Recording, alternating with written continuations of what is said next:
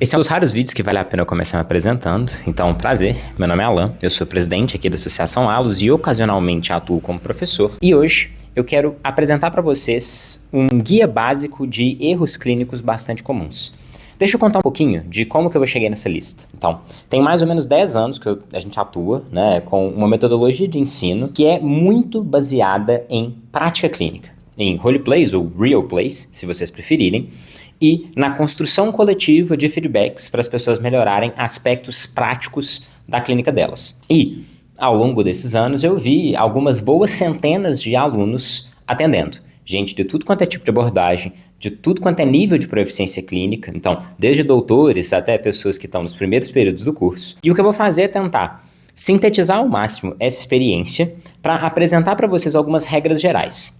E, vou ser bem sincero, eu vou contar para vocês o porquê que eu estou fazendo esse vídeo. Aqui na Allos, a gente tem um critério para a entrada de novas pessoas na nossa clínica escola e na clínica Allos também. Na clínica Allos, o critério é a mesma avaliação, mas o critério é um pouco mais alto, né? O sarrafo é um pouco mais alto. A pessoa basicamente atende um colega, né, numa situação de encenação de caso clínico e é avaliada por uma banca. E eu tô com um problema porque tem mais ou menos 100 pessoas esperando uma oportunidade de serem avaliadas para vir trabalhar aqui com a gente. E a gente está fazendo uma média aí de 10, 15 avaliações por semana, só que tem meses que ninguém é aprovado na avaliação. E como é uma premissa ética minha jamais diminuir o critério de entrada, o que eu vou fazer é basicamente passar para vocês o gabarito. Então, a ideia é contar para vocês os erros mais comuns que as pessoas cometem. Lembrando, todos esses erros são acertos feitos da maneira correta e no contexto correto.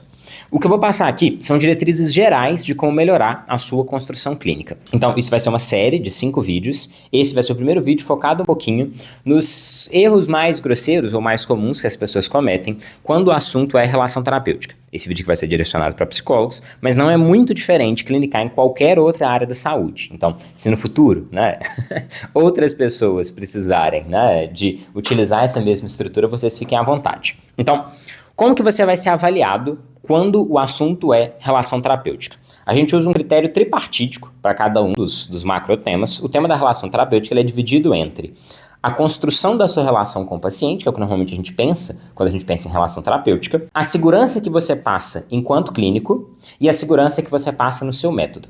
A gente divide, assim, o critério de avaliação por um motivo relativamente simples, porque muitas vezes em psicologia a gente supervaloriza a relação humana que é construída, mas a gente esquece que em qualquer área da saúde é fundamental a pessoa ter confiança no seu trabalho. Por que essa é a construção? Porque mesmo que você desenvolva um nível de profundidade, né, na construção da relação bacana com a pessoa, se ela achar que você não é um bom profissional, ela não continua com você. É bem simples. E se ela entender como que você trabalha e se como você trabalha faz sentido para ela, isso aumenta a probabilidade de não haver rompimento de vínculo.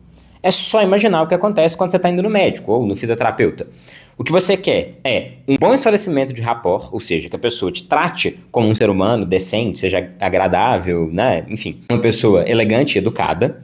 Você quer também que ele pareça um bom profissional, porque se ele não parecer, você vai embora. E que o que ele está propondo faça sentido para você. É por isso que quando você está indo na academia, aumenta a probabilidade de você fazer o exercício de maneira correta, se ao invés da pessoa simplesmente te passar a ficha, ela te explicar que músculos que você vai trabalhar, como que isso vai acontecer. A mesma coisa pode acontecer na psicologia, só que isso pode acontecer de maneira explícita ou de maneira implícita. A gente vai ver um pouquinho mais daqui a pouco. E o último prolegômeno que eu preciso fazer, o último disclaimer que eu preciso fazer para a gente começar aqui a apresentação, é que isso são regras gerais e eu consigo encontrar dezenas de exceções para todas as regras que eu estou colocando aqui. Isso posto, as pessoas com que eu estou querendo me comunicar estão atendendo tão mal que vamos de regras gerais mesmo, tá? Então, a lógica é um pouquinho essa. Então, se a sua abordagem tem uma maneira diferente de trabalhar, se o seu jeito de trabalhar é um pouquinho diferente, não tem problema. Conselho é feito também para ser ignorado. Então, mas, se você nunca parou para refletir sobre isso, provavelmente você está fazendo errado. Outra coisa, de maneira geral, eu foquei no que não fazer, porque é muito mais difícil dizer o que é excelência do que determinar o que é um erro. Isso é verdade na psicologia, mas é verdade também, sei lá, no campo da estética, né? É difícil argumentar, e a gente pode ficar eternamente argumentando, o que é melhor, rock ou pagode, mas certamente o Péricles canta melhor do que eu. Então, não há dúvida quanto aquilo que é ruim ou aquilo que é problemático. Mas muitas vezes aquilo que é o ideal, o belo, o excelente é muito mais difícil de delimitar. Então, eu preferi fazer uma listinha de não faça isso, ok? Feito todo esse papo inicial, vamos começar com as dicas que eu vou trazer para vocês de como lidar com a relação terapêutica quando você está iniciando o processo clínico. Ou aprendendo a ser um clínico, lembrando que você está sempre aprendendo. Então não importa qual período você está, se você já é formado ou não, enfim. Primeira coisa, evite a função fática do discurso. Isso pode parecer contraintuitivo, mas é muito, muito ruim quando as pessoas colocam um peso grande na função fática do discurso. Você não lembra o que é a função fática do discurso? É basicamente o teste do canal. É o alô, quando você está atendendo, mas quando a gente está falando de relação terapêutica, função fática do discurso é o entendi, tá, tô acompanhando. Por que eu tô falando pra vocês evitarem a função fática do discurso? Ela é fundamental? No online, mais ainda. Você precisa demonstrar-se presente. Porém, o jeito que as pessoas fazem a construção da função fática normalmente afasta mais o cliente do que traz ele pra perto. Vou dar um exemplo simples. Normalmente, a gente trabalha a função fática com vícios de linguagem. Por exemplo, entendi. E aí a pessoa termina de falar entendi e pergunta mais sobre o assunto. Então, se você está fazendo uma pergunta sobre o assunto, é porque você não entendeu o que o paciente está falando. Ou, pior ainda, se você usa o entendi como um recurso da função fática e não como uma mensagem de verdade para o seu paciente que você entendeu o que ele está dizendo, ele muitas vezes vai achar que você entendeu o que ele está dizendo e não vai aprofundar mais naquilo. A mesma coisa vale para o tá. Então, tudo que é excessivamente repetido, que você está usando como vício de linguagem, ou que no fundo cumpre a função fática. Você quer mostrar para a pessoa que você está ouvindo, primeiro, corpo, depois, o conteúdo da sua fala. Esse é o jeito ideal de mostrar. Então, evite vício de linguagem, evite excesso de função fática. Fazer de vez em quando é um problema? Não. Mas pense em variação e se o conteúdo do que você está falando tem a ver com aquilo que você está precisando expressar. Ok? Segunda coisa, não diga, demonstre.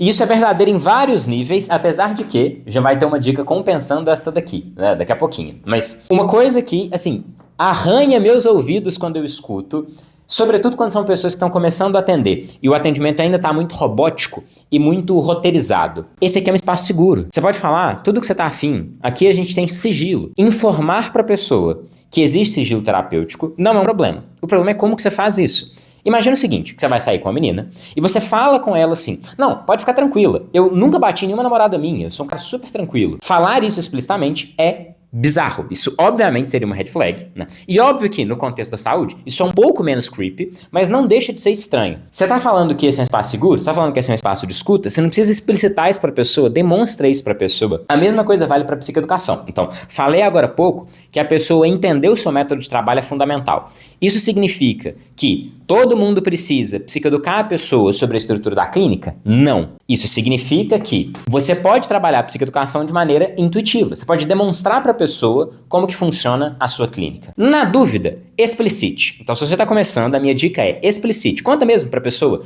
como que funciona a cura, como que funciona o processo, o que você vai fazer para ajudar a pessoa, como que vão ser as próximas sessões. Se você não consegue fazer isso de maneira intuitiva, ou melhor ainda, se você não consegue fazer isso de maneira implícita, demonstrando como se faz, faça de maneira explícita. Agora, é muito mais elegante fazer de maneira implícita. Por exemplo, quando um psicanalista, alguém entra em análise e o psicanalista lacaniano faz o corte, ele não precisa explicar para a pessoa a intervenção do corte. A pessoa ela vai entendendo, a partir da experiência, como que a estrutura da clínica lacaniana funciona. E o processo de entendendo, ele é um processo mais elegante. Mas, de novo, ele é muito mais difícil de fazer. Então, se existe essa abertura, é mais fácil fazer isso falando, ok? Próxima dica. Seja você, mas até você descobrir o que é isso e ser capaz de bancar, seja profissional. O que eu quero dizer com isso? Tem problema atender de chinelo? Não. Tem problema usar regata? Não. Não tem problema nenhum. Nenhum aspecto visual que você vai trazer, do mesmo jeito que não tem problema nenhum. Se posicionar muito mais e trazer muito da sua personalidade. Na verdade, a sua personalidade é uma das ferramentas mais interessantes para a cura. Mas esses dois critérios eles são relevantes. Primeiro, se você nem sabe quem que você é, e muito provavelmente a gente está nessa situação até o fim da vida, será que é tão interessante assim? E principalmente, se você não consegue bancar as consequências disso, só vai arrumado? Só finge que você é profissional? Então, a persona medici, né, essa vibe que muitas vezes a gente incorpora, né, fala um pouquinho mais grosso, se veste um pouquinho melhor, coloca um fundo bacana quando você for atender, em regra é preferível. E aí, é desta linha de base que você vai sair para, por exemplo, quebrar essa assimetria que existe entre terapeuta e terapeutizando. Quebrar a assimetria é muito interessante, mas ter essa assimetria como linha de base, em regra, funciona melhor. Eu vejo muita gente que quer inventar e inovar nesse campo aqui, mas que quer inventar e inovar sem conseguir bancar a inovação que está propondo. Certamente a boa clínica tem muito da sua personalidade nela, mas quando você está começando, às vezes vale a pena construir uma determinada persona um pouco mais profissional. Inclusive, um comentário que eu devia ter feito antes, ele não está aqui no quadro, né, mas acabei de lembrar que essa é uma dica relevante. Não precisa ter muito medo de estruturar as coisas que você está fazendo. As pessoas às vezes têm a impressão de que a clínica delas vai ficar robótica se você, por exemplo, tiver uma estrutura para como que vai funcionar a primeira sessão. Na verdade, a tendência é o contrário. Fica robótico quando falta estrutura. A coisa tende a ficar mais natural por excesso de estrutura. A sacada é mais ou menos a seguinte: se você consegue utilizar-se da estrutura ao ponto de que a estrutura passa a ser sua segunda natureza, é isso que torna a coisa fluida quando você está fazendo, né, alguma construção. Beleza. Próxima diquinha, não é rude interromper. Rude é não valorizar o tempo do sujeito.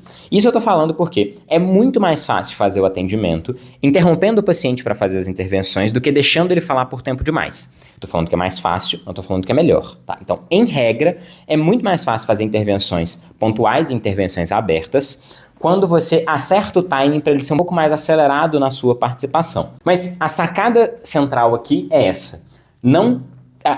Tenha medo de não agir. Esse é um comentário que ele é muito relevante, né, para clínicos que estão começando, porque se eu tivesse que escolher uma coisa para ficar registrada, ia ser essa daqui. De maneira geral, as pessoas suportam muito mais o vínculo terapêutico do que você imagina quando você está começando a clinicar. E de maneira geral, bons vínculos terapêuticos não são aqueles que não são tensionados, mas eles são antifrágeis. São aqueles que são tensionados frequentemente, mas há uma saída saudável da tensão que ocorre. Então, isso é muito, muito, muito fundamental. E por que esse é um viés importante para a gente corrigir? Porque, com frequência, a gente pensa nos casos que a gente atendeu e no sucesso que a gente teve nos casos que a gente atendeu. E quando a gente vai pensar nos nossos fracassos, a gente pensa nos pacientes que a gente atendeu e que deram errado. E muitas vezes, os casos que a gente atendeu e deram errado, por exemplo, quebra de vínculo, tem a ver com o momento em que você fez uma intervenção indevida, em que você agiu e errou por agir. Mas o que a gente não vê são os muitos casos, e sempre é um número maior de casos, em que houve quebra de vínculo ou houve piora da qualidade do vínculo porque você deixou de agir. Essa é a pessoa que vai virar para você e vai falar que o horário não bateu, que na verdade ela está sem dinheiro, vai fazer uma sessão ou duas e já largar, e você tende a esquecer e não contabilizar isso como um insucesso clínico. Então, ter uma primeira sessão muito ativa, ser agressivo nas suas intervenções é a regra. Ser passivo é a exceção, de maneira geral. E aí não significa que você precisa provocar, cutucar a pessoa, ser um arrombado na hora que você está fazendo a construção. Mas ser ativo significa ter uma escuta ativa, significa interpretar, significa produzir insights na pessoa. A noção de que o paciente não está pronto para ouvir isso, ela tem que ser usada com muita, muita, muita parcimônia. Porque, em regra, não é o paciente que não está pronto para ouvir isso, é você que é um bundão e não tem coragem de fazer. Ok? Então, vamos continuar. A correlação entre sua autopercepção de empatia e sensibilidade social e desfecho clínico é zero. Qual que é a construção aqui, tá? Empatia não é majoritariamente para efeitos clínicos um sentimento interno que você tem. Empatia, que faz diferença na hora que você está atendendo, é uma sensação que o seu paciente tem. Não adianta nada você ser super empático da pele para dentro. Ou melhor, adianta muito pouco você ser super empático da pele para dentro. Ser empático, o que importa, o que está correlacionado com desfechos clínicos positivos, é fazer isso da pele para fora. A mesma coisa vale para a sensibilidade social. Então, Quando a gente vai pensar em intervenções que são empáticas, a gente tem que pensar em como que a pessoa está recebendo isso. E a gente tem que receber feedback não em cima do que a gente está sentindo, mas em cima do que a pessoa está percebendo. E é assim que a gente vai aprendendo a lapidar um pouco mais esta habilidade. Próxima, o paciente não vai ter um problema com a sua forma de trabalhar. Isso é raríssimo. Você vai no médico, ele manda você sentar, né, colocar a perna para cima e ele vai dar um toque no seu joelho. Você não pergunta para o médico por que ele está fazendo isso. De maneira geral, ninguém vai ter um problema com o seu modo de trabalhar. Você não precisa ficar pedindo desculpa, nem ficar se explicando demais. E se a sua clínica ela for mais ativa, mais provocativa, ou se a sua clínica for mais passiva, contanto você consiga fazer sentido, ou dar um sentido para isso que está acontecendo, a probabilidade de o paciente não comprar isso é baixíssima e provavelmente, tipo assim, fazer adaptações, né, e mutilações da sua forma de trabalhar para se adequar a ele, nem seria um acerto clínico. Então, não precisa ter muito medo disso daqui. Outra coisa, em regra, fale pouco. Intervenções curtas, intervenções abertas são a regra. Claro que tem exceções, mas no inicinho, faça as exceções elas serem quando você está ou psicoeducando ou tensionando a relação. Okay? Então, de maneira geral, frases mais curtas, elas são mais interessantes, elas são mais potentes, né? E aí, quando é que você vai escolher falar por mais tempo? É quando você está trabalhando psicoeducação. Quando você está fazendo, por exemplo, uma autorrevelação, isso não é para tomar muito do tempo de sessão, né? Enfim, então, de maneira geral, eu acho que essas são uma série de dicas que é um bom caminho, um bom início para como, né, ter uma noção para lidar com relação terapêutica. E se for para vocês terem uma dica só, para vocês saírem lembrando dessa, esta daqui, ok? Você tem que ter muito mais medo de não agir do que você tem, porque existe um viés muito forte para a passividade na clínica, e esse certamente é um dos maiores problemas que a gente tem quando está falando de relação terapêutica. É simplesmente perder potência por excesso de conservadorismo clínico. A ideia vai ser gravar outros 4 vídeos, né, falando de outros aspectos da clínica, né? E, naturalmente, tudo que eu falei aqui é bobagem, tá? Tudo que eu falei aqui são regras gerais e que são, obviamente, necessárias de serem contextualizadas. Isso posto, qual que é a melhor maneira para você saber que se você está conseguindo contextualmente executar essas regras muito bem, vem fazer, né, uma avaliação na ALUS, né, ou vem trabalhar aqui nos nossos grupos de prática, enfim, né, você pode ter um pouco mais de contato e conseguir demonstrar praticamente para você receber um feedback se você está conseguindo executar isso de maneira apropriada ou não. E esses feedbacks, eles sempre são construídos de maneira dialética. Então, mesmo quando é individual, né, tem algum grau de dialética, só você e a banca, mas ainda mais quando é em grupo, a ideia é que esses pares, eles te contem um pouquinho do que funcionou, do que deixou de funcionar. E com frequência, se vocês começarem a frequentar esses grupos, né, lembrando que é tudo aberto, tudo de graça, formação aqui na aula, você tem sempre esse caráter. A sacada é que você vai construindo a partir dessa visão dos outros, e você tem um espaço para experimentar, até para descobrir o quão abrangente pode ser o campo da psicologia. Então fica a dica aí para quem quiser, né, mais do que diquinhas arbitrárias, né, um espaço para aprender e se desenvolver e conseguir testar se essas coisas estão funcionando na prática. É isso. Então vejo vocês no próximo vídeo.